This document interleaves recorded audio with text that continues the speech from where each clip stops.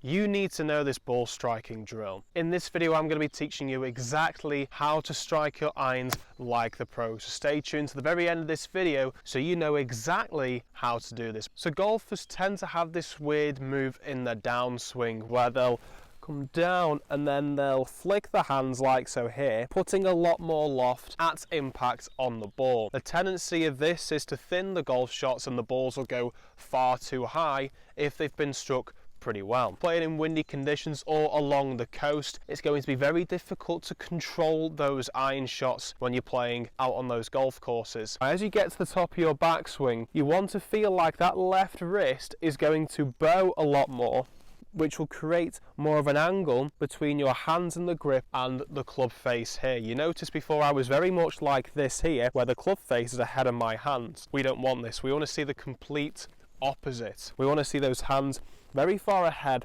of the club face at impact. Well, that's a feeling for you to have. This is what we call a bowed action. So if I come closer to this camera now, this is neutral, that's cupped, and that is bowed. You can see how much we have reduced this dynamic loft is what they call it. And before you get a little bit confused, let me explain. Dynamic loft is the loft presented at impact. So if we're going to reduce this, we're going to increase the chances of us hitting the ball to strike your irons like the pros. When I do that, we're reducing the loft, so we're going to find a much preferred ball flight, lower, penetrating, therefore more controllable when we play in those windier conditions or along the coast.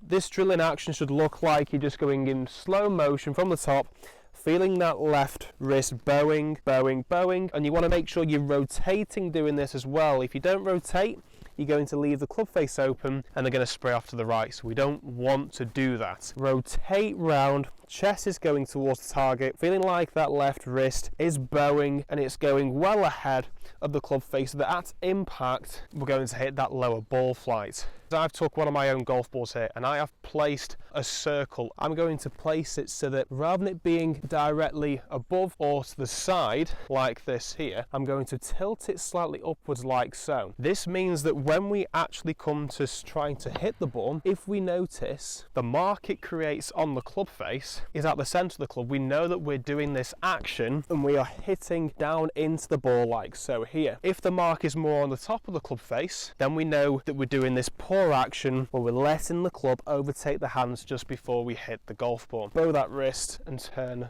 through. Really trying to make sure I hit that red mark on the ball. You know what, if all else fails, that was such a nice strike. Yeah, so straight away there, that mark that I've made on the golf club there, I mean, it was a bit difficult to see because it's quite wet and it is early in the morning, but I can just about see that that was more in the centre of the club face. Go ahead and give this a try and let me know how you get on by commenting down below. And because you've watched this video, I would highly recommend watching this other video just over here now, which will teach you exactly how to hit the ball first, then the turf. What are you waiting for? I'll see you over there.